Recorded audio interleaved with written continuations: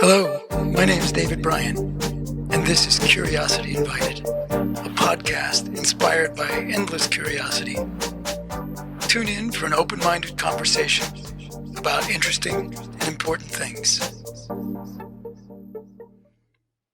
Hello, and welcome to Curiosity Invited. My name is David Bryan, and today I'll be speaking with Jeff Schoep. Jeff has been on the program 2 times previously, once with a gentleman named Daryl Davis and once by himself. And Jeff has a very interesting story. For 27 years, Jeff was a member of the National Socialist Movement. That is the largest neo-Nazi group in the United States, perhaps the world. And 25 of those years, he was the leader of that movement. And he's since left the movement, left it in 2019. And in 2020, he formed a nonprofit called Beyond Barriers that works actively to rid the world of that extremist, hate-filled ideology, and works actively to undo that. Works with various peace groups, with the Simon Wiesenthal Center, with RAND Corporation, the Center for the Study of Violent Extremism, works with mental health professionals, and works with individuals themselves who are trying to get out of the movement, which it's not as easy as saying, I'm leaving. I find my conversations with Jeff very valuable, and I hope you will as well. Hello, everybody. Welcome to Curiosity Invited. I'm David Bryan, and as I just told you in the introduction, I'm speaking with Jeff Schoep, a name some of you may have heard of. And Jeff, as I said, Jeff has an interesting story that which I'm mostly gonna let him tell it, but I will say I believe it was for 25 of 27 years you were in the National Socialist Movement, and for 25 of those years you were the leader. I don't know what the title was, director, leader, head guy. And the National Socialist Movement was at the time, and may still be, I don't know, the largest neo-Nazi group in the United States, maybe the world. And Jeff has since left the movement, and hopefully you'll talk about that. So Jeff, it's good to see you again, and thanks for being willing to come back and have this conversation. And I don't want to spend too much time on what we already covered the first time we spoke, but if you would say something about how you got in and how and why you got out, and then we'll go from there.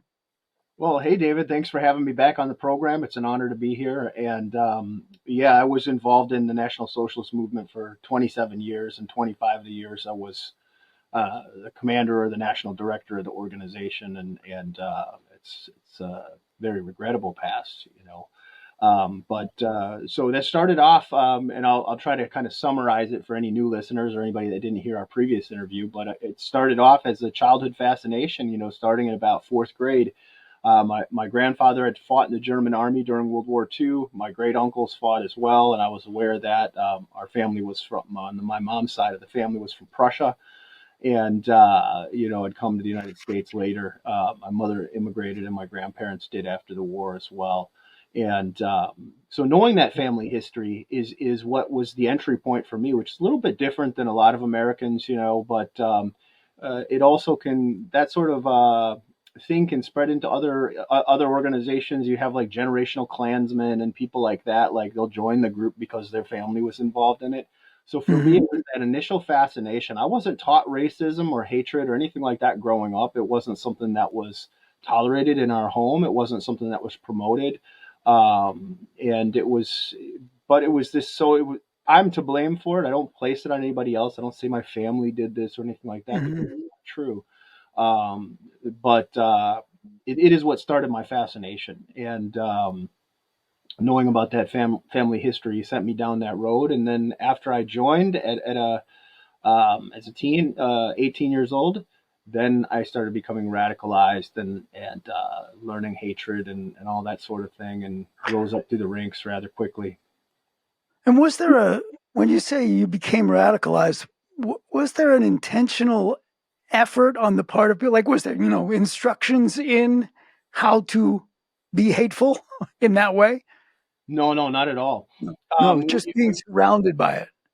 Right. I mean, I call it radicalization now, but at the time I wouldn't have. At the time, I thought I joined this awesome movement, this noble cause, and that I was going to fight for my people and all that sort of thing. Mm. Uh, that's the way I viewed it, and most people that are involved in it do have that view. And those of us looking from the outside looking in go, "Come on now, you got to know this stuff is bad. You got to know it's evil or wrong, or it's not a good path to be on." But anybody that's involved in that sort of thing, they think that most of them, the vast majority, believe they're doing something good and noble. And this spreads across all sorts of extremism. You could look at groups like ISIS even, and you think they're chopping off heads and doing things like this. And you think, man, they must know they're evil. But in their minds, they think they're doing God's work or Allah's work or whatever. Yeah. Yeah. So it's the same concept, and it does apply across all forms of radicalization. What was there a religious component to it? Was there not just sort of protecting your people, but was there a strong strand of whatever the religion was, Christianity, or that this is preserving whatever God means, right? Was that there as well?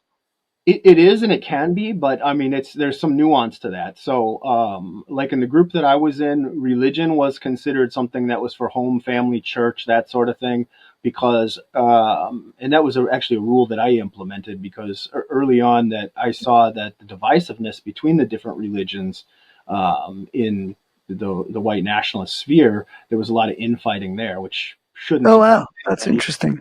A very divisive movement as it is. So there was a lot of infighting. So I made sure to have rules about it, like worship as you will, but don't proselytize and don't push it on others. So because there is specific groups that are geared towards Christianity or geared towards paganism or geared towards other Yeah. made up religions or like creativity, which is a white supremacist like atheism type of thing. Oh Um, wow. so you have a lot of different religious aspects of it, but yes, Yeah. definitely religion can be a key component, and it can also help solidify that involvement. And without having to repeat all that stuff that we've already spoken about, the at some point you got out and quite intentionally left and renounced the positions that you had, the the the attitudes, the understanding, the positions that you had taken all that time. So can just like how'd that happen? Without, I mean, you don't have to go through the whole story, but why'd you get out? So it's a process. And for me, it took a lot of time, and for a lot of folks, sometimes it can be like a one and off, one event. Like you have this conversation or this grand epiphany, excuse me. But typically, it's a process, and for me, it was a long process that took several years before I actually broke free. But to summarize it and to put it into, so there's a lot of smaller things that took place, but some of the biggest things that took place were very specifically like a meeting uh, when I was in my role as the commander of the National Socialist Movement. I would do interviews and things just like what we're doing today. And I had an interview with a man by the name of Daryl Davis. Sure. And that was life altering for me.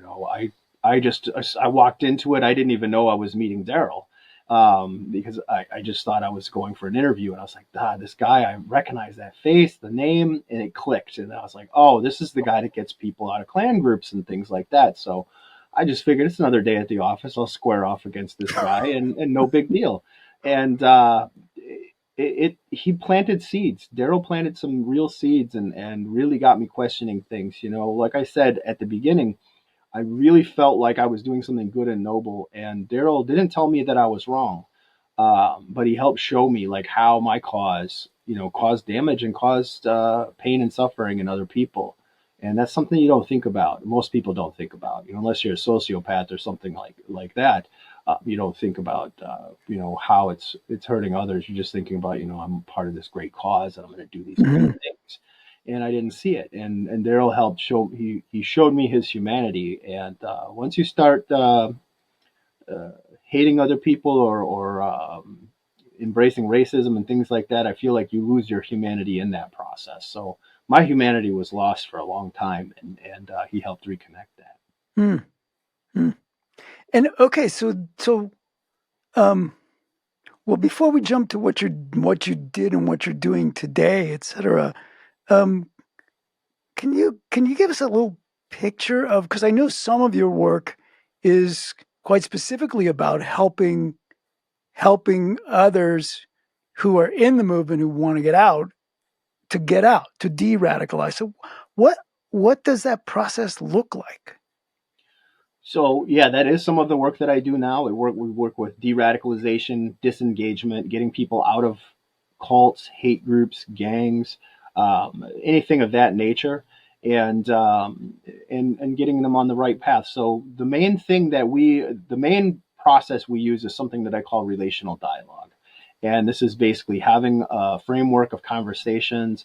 It has a lot to do with listening. It has to do with respect. Again, you don't tell people that they're wrong, even if they're just so off base wrong. You don't tell them that. You try to show them how they're wrong and give them examples and listen to them. Because everybody wants to be heard, everybody wants to be loved, everybody wants to be respected, and you have to go into those conversations like that, and you can't be passing judgment. If you go into that and you're angry or you're getting offended or triggered or upset, or they say something mean and it hurts your feelings or something like that, you're not the right person to be doing that kind of work, because you have to have this. First of all, you have to be confident in who you are and what you stand for, and then you have to be able to listen, and you have to be able to understand where they're coming from. So a lot of times that's basically how it starts. It starts with that respect, and it starts with for a lot of them that reach out, it's a curiosity as well. Do do most people that do people reach out to you, or do you show up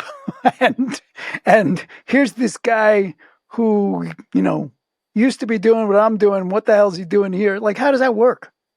Typically they'll reach out, and sometimes most of them won't reach out and say, hey, look, I need help. I wouldn't have done that either. I mean, I Right. think as men, I don't want I don't want to stereotype, but as a lot of us as men don't like to ask for help. It's just a Sure. reality. It's a truth for a lot of people. So that's not We don't how it even listen. works. We don't even ask for directions, right? Exactly. That's where I was going with it. Yes. Yeah. Right.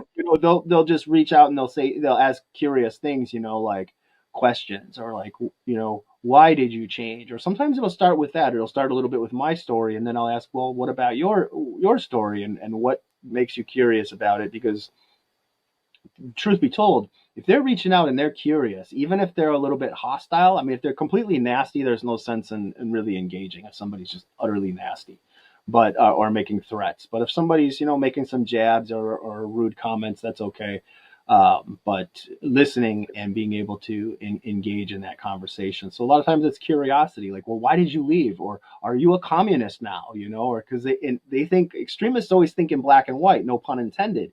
They think in extremes. So if you're not Hmm. with them, then you must have flipped to the extreme other side. So, and at first Hmm. that question was so prevalent, and I was like, man, what am I saying that's making people think I'm a communist? And I had to reel it back and go, Jeff, you thought like that too about people that left. You thought that way about everybody that left too. So don't. It's not anything that I'm saying. It's the mindset. So it's like, well, if Hmm. you're not on this side, now you must be on the opposite. So a lot of times when you help them work through those things and tell them, like, look, you can leave that and still be on the right. You just don't be racist or hating people. And if I'm helping somebody leave far left extremism, it's the same thing. You can still be on the left, just don't be out on those extreme fringes, no matter where you're at. Same with religious extremism. Okay. So,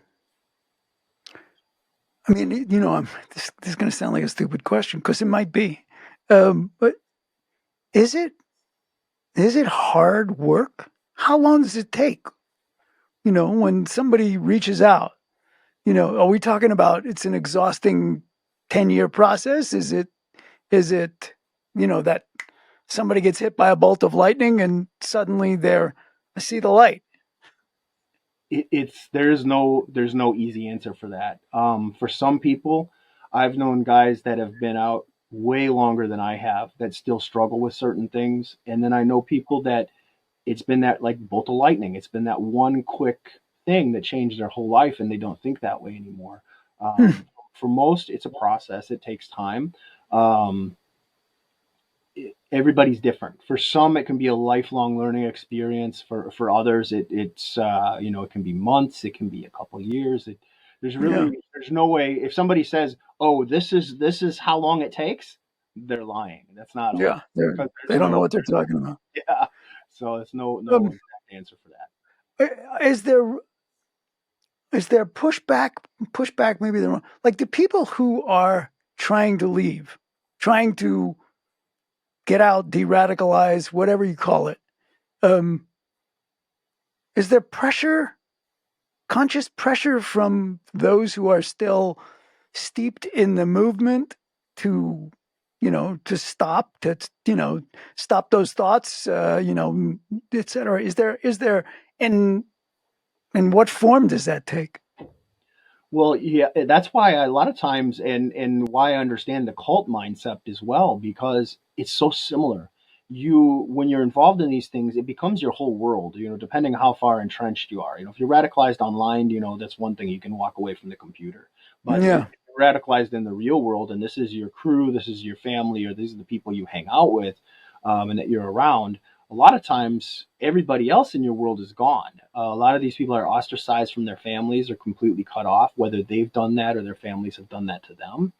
yeah. Um, so, and they don't have friends that are outside that bubble. So it's very isolating. I can say for even from my own story, um, the first, especially 6 months or so after I left, was probably like the loneliest, most difficult time in my entire life that I ever had. It was so tough. You're processing all these different things, and then you've got people trying to pull you back into that world. Come back, we need you. And then it's like that was your sense of being, your sense of purpose, where you were at. That's a hard thing to do. For me, I had to literally turn off the phone, and not accept those calls, not look at the Oh email, well. not answer the email. So for everybody, it's different, but that's one of the biggest struggles with getting people back on the right track too. Is to they have to have like a new mission or a new sense of purpose. They don't have to, but it's very, very helpful. And Yeah. anything. Like I know one guy that learned to play guitar, and that was his thing. Another lady went into the Catholic Church and was really active with that. So it really just depends. It could be a Hmm. hobby, it could be a new mission, it could be it should be something. Well, Um, it's kind of a perfect segue to what you're doing now. It's just like so. So your next purpose, I'm assuming, was beyond. Well, what became beyond barriers? Yeah.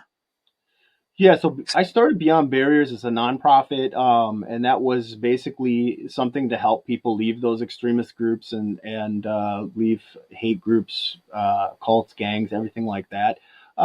Because at first when I started speaking out, and I was just overwhelmed with people reaching out, and I couldn't do it by myself, and I hadn't had any offers from any other existing companies, so I felt like, well, either I got to start turning people away or start something else and bring in friends and good people around me like Daryl Davis to help with some of that, which is exactly what we did. So there's that. And then I think the most important thing, one of the most important aspects of my work that I really feel passionate about now besides that is education. Is educating young people, speaking at schools, doing things of that nature, so they don't ever get involved in groups like this in the first place. We're always going to have those kind of groups out there, and there's always going to be some people that just stay entrenched, and we can't stop all of it. But if we can educate people and show them that we've got a lot more in common than we do differences, despite superficial things like skin color or religion or different cultures and customs, that we have more in common and bring people together, I think then that will save. We don't even know, thousands, millions of people maybe from not going into that lifestyle like I did. And what? So what form does the educate? Like, how does that work? Do you get calls from? Schools, school districts, what like, or is it through some other venue? How does that work? Sometimes schools will reach out on their own, but I'm a speaker with Conscious Campus, and they do a lot of school talks. Primarily, a lot of the majority of the school talks that I'm doing are with the Simon Wiesenthal Center, which I'm a consultant, educator, public speaker with them, and they're an internationally known human rights organization, Jewish human rights organization, and they tackle all Which forms of. is really, I gotta say, it's really that's so telling. I mean, you can go online and find all sorts of people who think you're full of shit, right? I mean, they're out there, right? Like, Sure. oh, he's just doing this to get out from, liability from a lawsuit. He's like, this is all bullshit. And, and but it's, you're at least, the way you told the story and where I bump into it and what I read is, you know, you were never,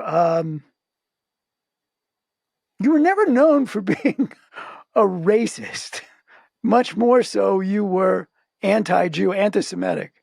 And Yeah. so that Simon Wiesenthal Center is, the fact that they are reaching out to you, employing you, giving you gigs is really kind of remarkable and telling. Very obviously, I mean, you're not into wearing badges, but that's a badge you should wear. So It it's is. a It's been such an honor, David. I mean, and the irony there, the irony of working with Wiesenthal is incredible, and there's a great story that goes behind it too. When they first reached out to me, um, the moment, literally within days of my website going up, I had gotten a contact from Rick Eaton. Excuse me, Rick Eaton is their director of research and somebody that had followed my career, I guess you could say, in the movement for like 30 years, or what, he's been there 30 years. We followed mine for as long as I was involved. yeah. And he reached out and said, would you like to meet? And I'm looking at the email and I'm thinking, Simon Wiesenthal Center, those are the guys that went after Nazi war criminals and things like that. That's what they're known for, in the past, especially. And now they're involved in a lot more educational initiatives and things like that Yeah. as well. But that was kind Yeah. of scary, a little scary for me, So I remember thinking, like, wow, this is really interesting. I had no idea they had anything to do with educational things. I said, I'll go meet with them. Um, and I remember telling my girl, and this was like latent paranoia from the movement, but I remember saying, if I don't come home, it means I'm on a forced extradition to Israel to stand trial. I laugh about it now, and it's like I knew it wasn't, that wasn't the case because I hadn't done anything illegal or anything like that. But it was a little nerve wracking, and you're right. It's like when I was in the movement, I was known for like spewing, like being a virulent anti-Semite. So the irony of the guy that used to run the Nazi Party working with a Jewish human rights organization, it almost had to pinch myself every time. And they're so incredible, such an incredible organization doing such great work. And it's so inspiring because they're like with the combat hate program, they're going into schools. We're talking to youth as young as a lot of times I'm speaking to youth as young as like sixth grade, through high Oh, schools and in inner cities, everywhere in different places across the country. We've done a lot of inner city talks in New York City and different Chicago and different parts of the country, and it's really wonderful to be able to help do youth. you when you run into that, when no, take that back. When you work in that context, give talks to whatever groups in this or that one through them, do you run into people in the audience who are just either they're not having it or there's so much resentment that they don't want to have it, right? Uh, Very rarely, very rarely. The vast majority of the time, it's been very well. It's went very well. There might be like one person occasionally that'll ask a question and go, "Well, I don't know if I really believe this," or I've had instances.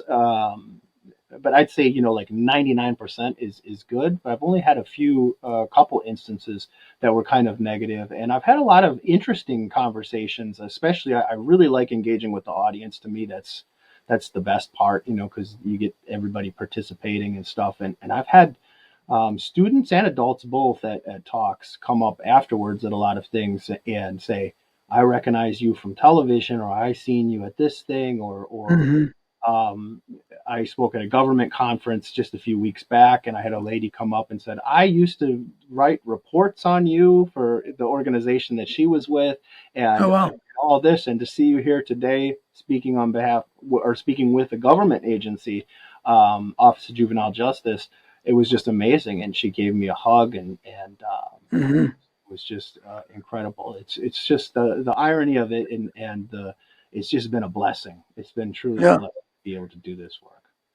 Yeah, I was going to ask you, but maybe you just answered it. I was going to ask you about what the process is of, or do you think of it this way as sort of making amends? But you're, in some ways, your work now is making amends, right? It's trying to undo some of the stuff that you were instrumental in doing. So, That is a lot how I feel about it, because I wanted to fix what I repair some of the damage that I'd done in my past life. I try not to live in that space, and beat myself up over it, because one can't change the past, but we can move forward and do positive things. And I feel like um, just the sheer amount of people I've helped walk away, and on the educational side of things, kind of enlightening people and stopping them from going down those paths has been phenomenal. And I can tell you, at some of the school talks, I've had teachers say, "Hey, we've got this student," and there's one in particular I remember where the young man wasn't in the auditorium because his class wasn't the one that I was speaking to, and they're like, "Do you have time before your next talk to stay after? And would you meet with him in the office?" So I sat and I've done that a couple of times at talks as well. We're spend a little extra time with the student, or come back and talk with some of them one on one, because a lot of them will ask questions and get questions going, but sometimes they'll come up afterwards, especially if it's something they feel like, well, we don't want to embarrass you by saying, hey, I saw you on TV, or things like that. They just don't want the other students to hear it, so they'll come up and have conversations. you're sort of pointing at it. I'm wondering, um, what is it? Are there things that parents, teachers, adults who work with kids, whatever, what should they? What are they not understanding about the process of radicalization? What should they be aware of that they tend not to be? Well, there's so much, especially young people nowadays. They're being bombarded with so much stuff, information from everywhere. Whether it's TikTok, Instagram, whatever your social media stuff. It's just so quick and it's so Yeah, fast, and the yeah. algorithms and all that. So, like, one of the thing with the Justice Department and the OJJDP that we've done with this curriculum, which is one of the things that I was demonstrating. I was one of, I think it was 11 educators from around the country that was selected to be trained in DC for this program, for this curriculum, and then we delivered it at schools. I delivered my portion here in Detroit, and then showcased it in Birmingham, Alabama, a few weeks ago with the Justice Department there. One of the specific things that program works on is teaching kids the difference between disinformation, misinformation, and malinformation, and how to engage online, and how to discern these different things and use those critical thinking skills, so you don't just automatically say, well, this influencer or whatever is great, and I believe everything they say. It helps the students, like, fact check these things and look into them and use that sort of thinking, and then find the differences between that. So it's been Mhm. a very positive program. Yeah. Um, yeah. It is. It does seem like it's overwhelming, and I think a lot of times parents don't. It's not their world, and I don't mean the world of extremism. and hate, I mean the world of social media. It's the kids' world. It's not. It's not our. We get to visit now and then, but they are residents. We are aliens who visit, and I don't think a lot of adults understand the intensity with which that is their social, right. It's their online world. That online world is not an online world. It's their world. It's incorporated into their, and the speed and the skewed attention that comes out of that because of what you just said. The algorithms are, oh, you like this? Oh, you like this? There's more of that. Oh, there's more of that. Or there's more. And pretty soon it's like that's your feed. Yep. And here it is. This is your social world. And I don't know if parents understand that. And kids are vulnerable. They are. They're not fully formed yet. So it's really important that you're doing what you're doing. So I'm glad, and I'm glad I hope this curriculum becomes, if it's where it's effective, I hope it becomes something that is offered more, because because we're living in this climate, which I would be remiss if I didn't invite you to have a conversation about the, we spoke about this when maybe it was almost a year ago, right? I mean, we live in a polarized world, and now as the elections, oh please God, let it be over. But as the elections are coming hot and heavy, and it's so close and all that, I'm wondering if you're disturbed by the rhetoric that, look, there's rhetoric on both sides, and both sides say things that are just not realistic. But there's one side that is, and I don't need to mention Trump, but everybody knows that it's, so much of what comes out of that campaign is so reminiscent of language that one can, look back at the rise of the Nazi Party in Germany, and the calling names, and the vermin, and these people are vermin, and these people are poisoning our bloodline. And I'm wondering if you feel like that is affecting, well, is it doing anything to fan the flames of extremism? Does that concern you, and does that worry you? So Yeah. now to answer your question on the political polarization in the country, it's gotten to the point, I think, now where I see it coming from both sides. I don't like to point fingers and say it's one side is worse than the other. Even if one side is worse than the other, I don't like to play that game, just because it's the way I approach things, and I try to be as moderate as possible. I But understand that, but what we're seeing in this country, what it's done, has split up families, has split up people that, and we're not even talking about extremism. We're talking about like mainstream political parties here, where yeah, someone goes, right. well, if you voted for this guy or this person, I'm not talking to you. You're not my friend anymore, or I'll unfriend you on social media and in real life. And this is something that we're seeing a lot more of, I think, in more recent years, and it's deeply troubling. So the same concepts that we talked about, briefly about like relational dialogue and how to have conversations with people can be applied in these situations. They can and should be applied in these situations. So if you have a neighbor that's voting for somebody you don't like, or a family member that you don't like, and all of a sudden they're not welcome at Christmas or Thanksgiving or things like that, it's like, ooh, that's a problem. Like, Yeah, why yeah. does it have to be like that? And let's foster these conversations and understanding. And even if we don't agree on everything, I mean, that's one thing that's great about being an American, is you don't have to agree on everything. We have this, wonderful thing called democracy. And, Well, I think, things I mean, have to be there. I don't disagree. I really don't disagree with that at all. I think it feels important to me to to point out the parallels, right? I mean, it's it's the specific rhetoric. Yeah, I mean, both sides say things. You know, they call him unfit, and they call him whatever it is, right? It's he's incompetent. He's whatever. He's an extremist. He's a fascist. He's a whatever. And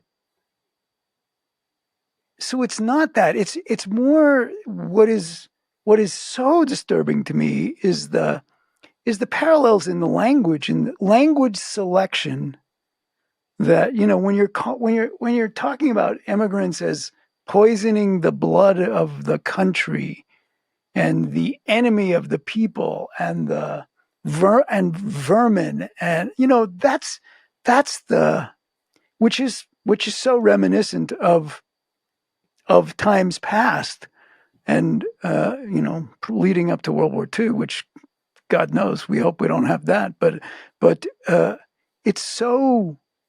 And I, maybe it's just language and it's not that effective, but but but I mean, I know I've read, and I couldn't tell you where, but I know I've read that various currently active hate groups, white nationalists, et cetera, are using that language, are pointing to the language that is coming out of the campaign as as reflecting their ideas. And I feel like that's qualitatively different than political campaigns. People say things. I'm better than you. No, I'm not. No, you're not. You're incompetent. You didn't do this. No, yes, I. Whatever. It's it's the it's the intensity and the presence of that sort of discourse that seems so disturbing. And so I don't need you to say, vote for Harris or vote for Trump or whatever, but but it's good to hear that you think that that's poisonous for sure when it really, I mean, and I know it does. I know families that have, how do I deal with my brother now? Like, well, he's still your brother. Or Right. my neighbor, or well, I mean, he's still my neighbor, and we help each other out. And Well, and like you mentioned too, like some of that really hard rhetoric, like vermin, and it's dehumanizing. That's dehumanizing rhetoric. And when you do that right, to somebody, it's dangerous. I feel like that kind of rhetoric specifically is dangerous. You can say yeah, somebody's incompetent, and that's fine, I think. But when you start saying, like these people are vermin, using that kind of language, that kind of borders along, or I don't even know borders. It is dehumanizing language, it is, it and is, that can lead to things because in an extremist environment, when you dehumanize somebody, then now they're not human. They're less than. And this goes back to what I said, like about ISIS chopping off heads. How does what might have seemed like a normal person go from having a family and being an everyday normal person to chopping off someone's head? It's right, because they're radicalized and because they see that person as an infidel or somebody that's less than human. That's right, the only way you can do it, unless you're a psychopath or a sociopath. That's the only right, way your mind can convince yourself that it's okay to do something like that. yeah, So that kind of rhetoric is dangerous, and I do agree with you on that. We have to yeah, be careful about. It's one thing to criticize somebody, but I think there's certain whatever, language that can lead yeah, to that dehumanizing is really bad. yeah. And just to be clear, I live in a state that is very red, right? I mean, they vote politically very red, and they don't like Joe Biden, and they don't like Kamala Harris, and whatever, and and I've not heard any of them use that sort of language, right? But I mean, who knows? Maybe they do it privately, but but we disagree about this or that, and that's fine. And then we have a beer, or we disagree about this and that, and then we go plant that tree together, and like whatever that is, and that seems to me healthy. We find out, it doesn't take very long to find out we have so much more in common than we do, differences, and yet it sort of happens in this world where you know we're some of the most influential people. That's where the language is coming from, the most influential people. And that's what strikes me as, it's nice to hear you say that, that is dangerous, because it really is dehumanizing. And does it, am I dehumanized by hearing it? No. Are you? No. But there's somebody out there, right? Like, we know that there are people out there who get dehumanized, and that's part of it. So it's almost like pointing them in the right direction, in the wrong direction.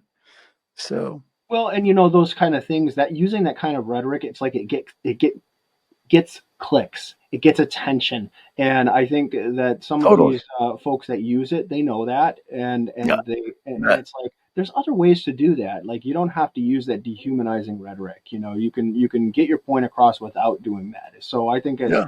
leaders and anybody that's trying to influence others, they should be cognizant of that and try not to do that. To do their best Yeah. to do that, because it sets a poor example. It's like they say, like the old saying about sticks and stones may break my bones, but words will never hurt me. But words can hurt, in that sense, when you start Yeah. using that dehumanizing rhetoric, because it can escalate. Yeah. Yeah. Well, Jeff, it's I know we could use more time. I know this conversation goes on and on and on, but what is it? What is something that you wish you'd said if we stop now? Oh, geez, I should have talked about whatever. I'm glad you said the thing about curriculum, and I will absolutely put it up there. And I love that you're doing more work with kids in schools, or at least that's the goal. Yeah. So, is there anything that feels incomplete about at least this piece of the conversation?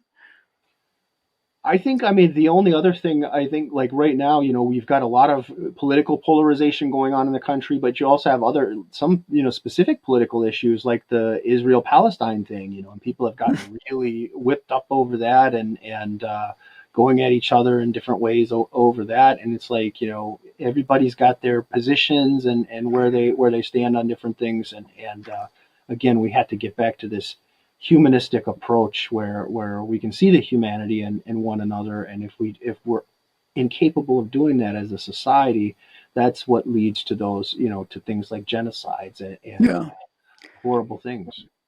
and I don't want to coax you into a conversation you don't want to have. I know you just say I'm not doing it, but I was wondering about the Israel-Palestine thing and where you are in that, because it's disturbing. Look what happened on October 6th, 7th is disturbing. It's horrible. And what's happening now feels horrible. And the pain and the suffering and it's I'm not sure words like genocide uh, help the situation. And it is in some ways ironic that what roles people are playing, what roles sides are playing in in this tension.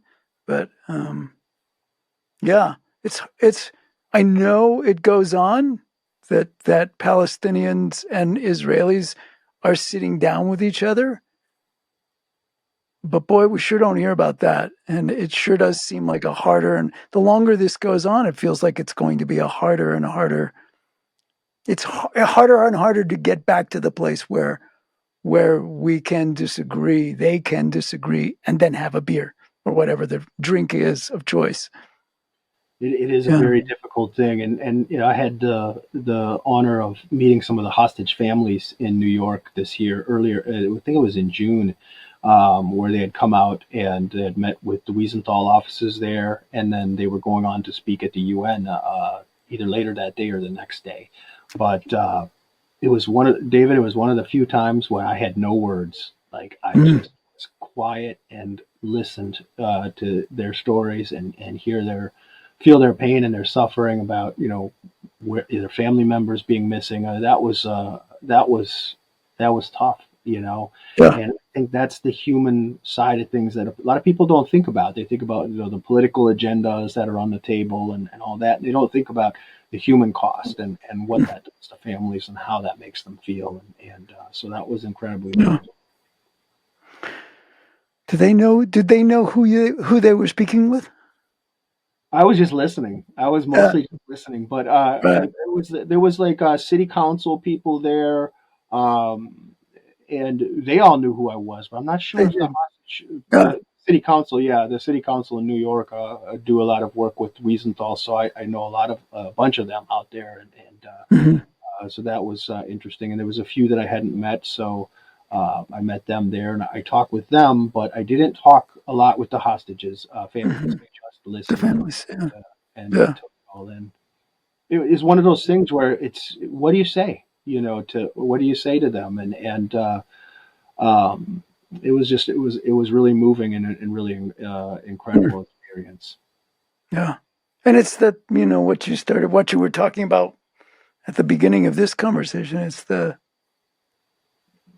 you know, how does somebody get to the point where they can see, where they see the person on the other side, but they don't see a human being.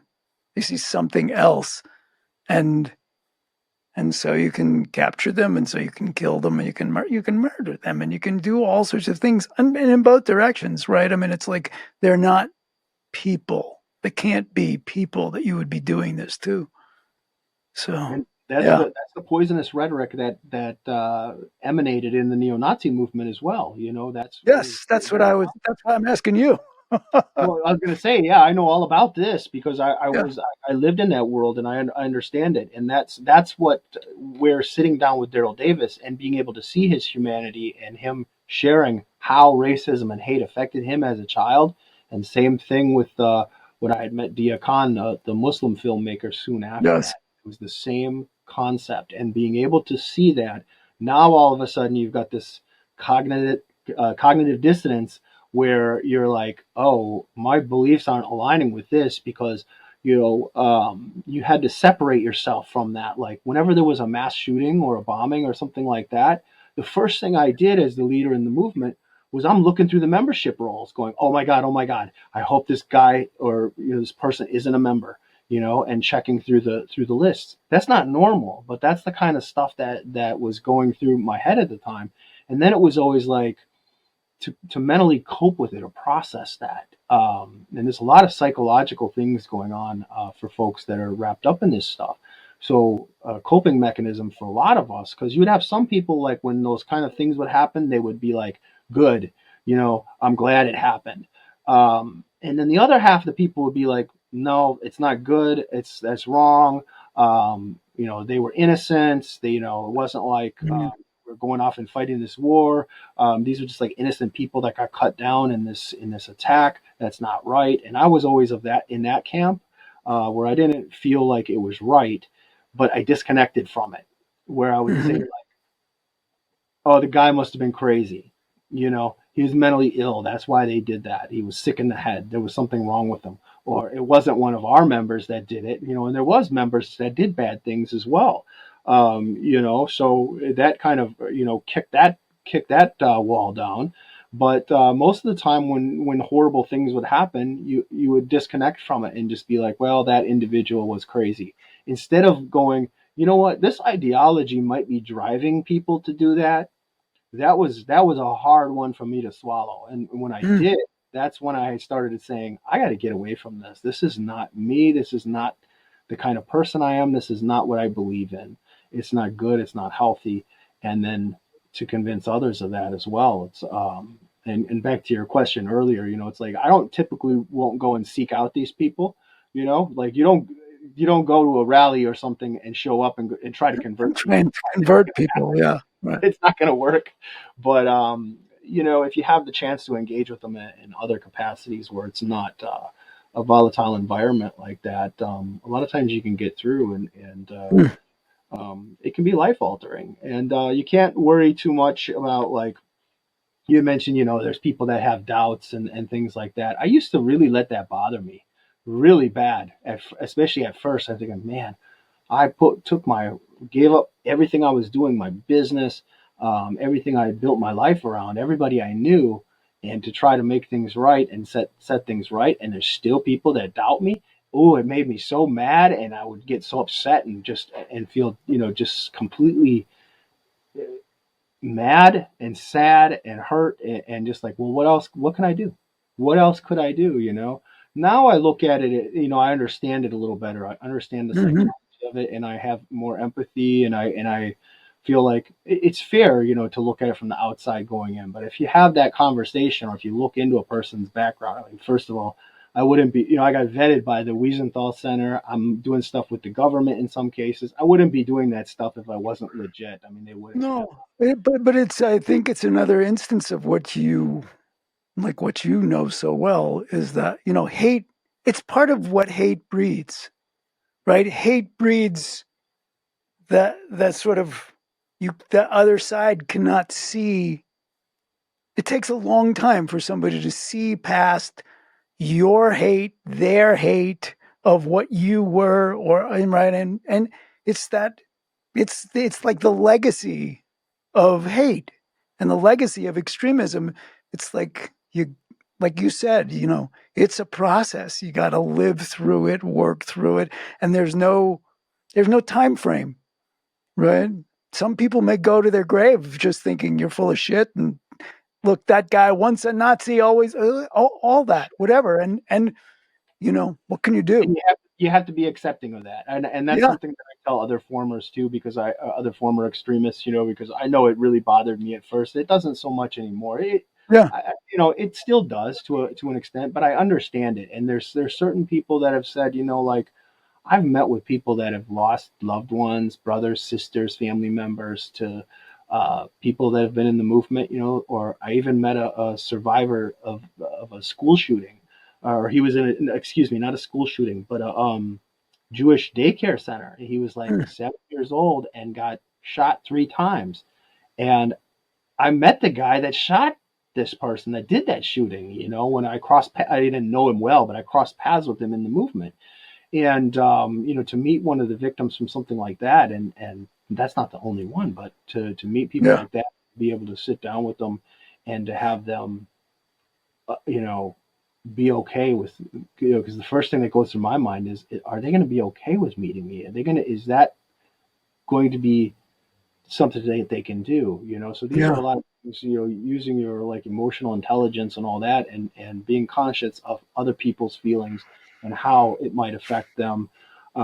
There's been talks where I've been at where people have come up and said, I recognize you from this documentary, or whatever. I came in and I froze, and I was like, wanted to walk out, but I listened, and then afterwards I wanted to come up and share with you that I've changed my mind. yeah. So sometimes it's just a matter of, you have to be in the right mental state to be able to accept somebody's change, and not everybody can do that, and we No, have to. sure. Those of us have to be okay with You with bet. that and You understanding. bet. You bet. Well, Jeff Scoop, I'm really, as I said before, I'm really glad you're doing what you're doing. I'm sorry you got there with the path, on the path you did, but you know what? We all have paths, and I'm proud to know that you're working. I'm proud to know you and that you are working in for good, and I really appreciate you giving up your time to be here. Oh, it's an honor, and I really enjoy your show, and you're doing great outreach, and Cool, man. thanks so much for having me. It's been an honor, Thank my friend. thank you.